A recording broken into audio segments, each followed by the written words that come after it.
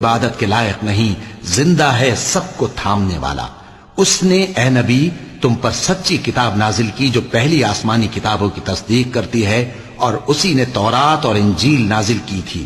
یہ دو کتابیں اس نے پہلے نازل کی تھیں لوگوں کی ہدایت کے لیے، اور پھر قرآن جو حق اور باطل کو الگ الگ کر دینے والا ہے نازل کیا۔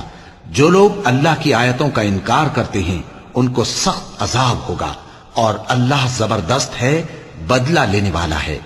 اللہ ایسا خبیر و بصیر ہے کہ کوئی چیز اس سے پوشیدہ نہیں، نہ زمین میں اور نہ آسمان میں۔ وہی تو ہے جو ماں کے پیٹ میں جیسی چاہتا ہے تمہاری صورتیں بناتا ہے، اس غالب حکمت والے کے سوا کوئی عبادت کے لائق نہیں۔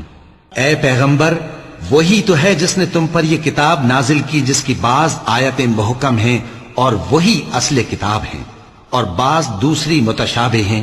تو جن لوگوں کے دلوں میں کجی ہے وہ متشابہات کا اتباع کرتے ہیں تاکہ فتنہ برپا کریں اور مراد اصلی کا پتہ لگائیں، حالانکہ مراد اصلی اللہ کے سوا کوئی نہیں جانتا۔ اور جو لوگ علم میں گہری نظر رکھتے ہیں وہ یہ کہتے ہیں کہ ہم ان پر ایمان لائے۔ یہ سب آیات ہمارے پروردگار کی طرف سے ہیں، اور نصیحت تو عقل مند ہی قبول کرتے ہیں۔ اے پروردگار، جب تو نے ہمیں ہدایت بخشی ہے تو اس کے بعد ہمارے دلوں میں کجی نہ پیدا کر دیجو، اور ہمیں اپنے ہاتھ سے رحمت عطا فرما، تو بڑا عطا فرمانے والا ہے۔ اے پروردگار، تو اس روز جس کے آنے میں کچھ بھی شک نہیں سب لوگوں کو اپنے حضور میں جمع کر لے گا، بے شک اللہ خلاف وعدہ نہیں کرتا۔ جو لوگ کافر ہوئے اس دن نہ تو ان کا مال ہی اللہ کے عذاب سے ان کو بچا سکے گا اور نہ ان کی اولاد ہی کچھ کام آئے گی، اور یہ لوگ آتش جہنم کا ایندھن ہوں گے۔ ان کا حال بھی فرعونیوں اور ان سے پہلے لوگوں کا سا ہوگا جنہوں نے ہماری آیتوں کی تکذیب کی تھی، تو اللہ نے ان کو ان کے گناہوں کے سبب عذاب میں پکڑ لیا تھا، اور اللہ سخت عذاب کرنے والا ہے۔ اے پیغمبر، کافروں سے کہہ دو کہ تم دنیا میں بھی عنقریب مغلوب ہو جاؤ گے اور آخرت میں جہنم کی طرف اکٹھا کیے جاؤ گے، اور وہ بری جگہ ہے۔ تمہارے لیے دو گروہوں میں جو جنگ بدر کے دن آپس میں بھیڑ گئے قدرت الہی کی عظیم الشان نشانی تھی۔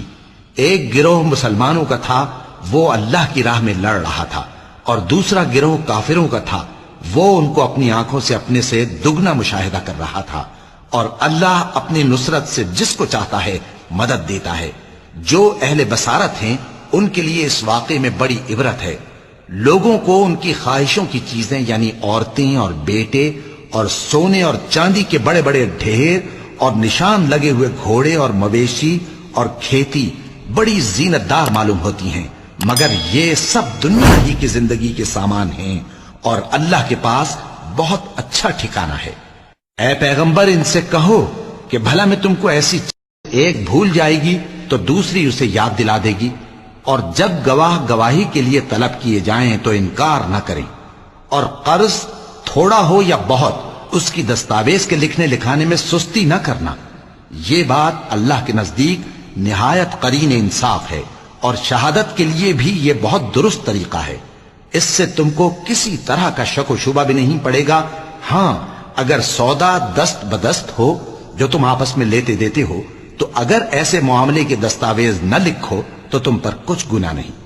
اور جب خرید و فروخت کیا کرو، مثلا زمین جائیداد کی، تو بھی گواہ کر لیا کرو، اور کاتب دستاویز اور گواہ معاملہ کرنے والوں کا کسی طرح کا نقصان نہ کریں۔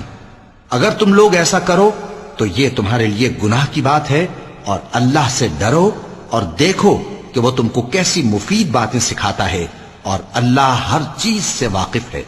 اور اگر تم سفر پر ہو اور دستاویز لکھنے والا نہ مل سکے تو کوئی چیز رہن با قبضہ رکھ کر قرض لے لو، اور اگر تم میں سے کوئی دوسرے کو امین سمجھے یعنی رہن کے بغیر قرض دے دے تو امانت دار کو چاہیے کہ صاحب امانت کی امانت ادا کر دے، اور اللہ سے جو اس کا پروردگار ہے ڈرے۔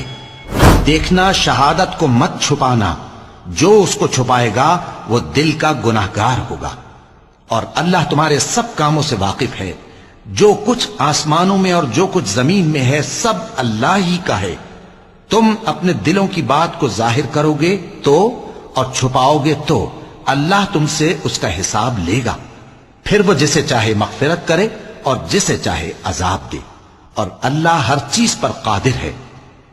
رسول اللہ صلی اللہ علیہ وآلہ وسلم اس کتاب پر جو ان کے پروردگار کی طرف سے ان پر نازل ہوئی ایمان رکھتے ہیں، اور مومن بھی سب اللہ پر اور اس کے فرشتوں پر اور اس کی کتابوں پر اور اس کے پیغمبروں پر ایمان رکھتے ہیں، اور کہتے ہیں کہ ہم اس کے پیغمبروں سے کسی میں کچھ فرق نہیں کرتے، اور وہ اللہ سے عرض کرتے ہیں کہ ہم نے تیرا حکم سنا اور قبول کیا۔ اے پروردگار، ہم تیری بخشش مانگتے ہیں اور تیری ہی طرف لوٹ کر جانا ہے۔ اللہ کسی شخص کو اس کی طاقت سے زیادہ کا ذمہ دار نہیں بناتا۔ اچھے کام کرے گا تو اس کو ان کا فائدہ ملے گا، برے کرے گا تو اسے ان کا نقصان پہنچے گا۔ اے پروردگار، اگر ہم سے بھول یا چوک ہو گئی ہو تو ہم سے مواخذہ نہ کیجو۔ اے پروردگار، ہم پر ایسا بوجھ نہ ڈالیو جیسا تو نے ہم سے پہلے لوگوں پر ڈالا تھا۔ اے پروردگار، جتنا بوجھ اٹھانے کی ہم میں طاقت نہیں اتنا بوجھ ہم پر نہ رکھیو، اور اے پروردگار، ہمارے گناہوں سے درگزر کر اور ہمیں بخش دے اور ہم پر رحم فرما۔ تو ہی ہمارا مددگار ہے، سو ہم کو کافروں پر غالب کر۔ شروع اللہ کا نام لے کر جو بڑا مہربان نہایت رحم والا ہے۔ الف لام میم۔ اللہ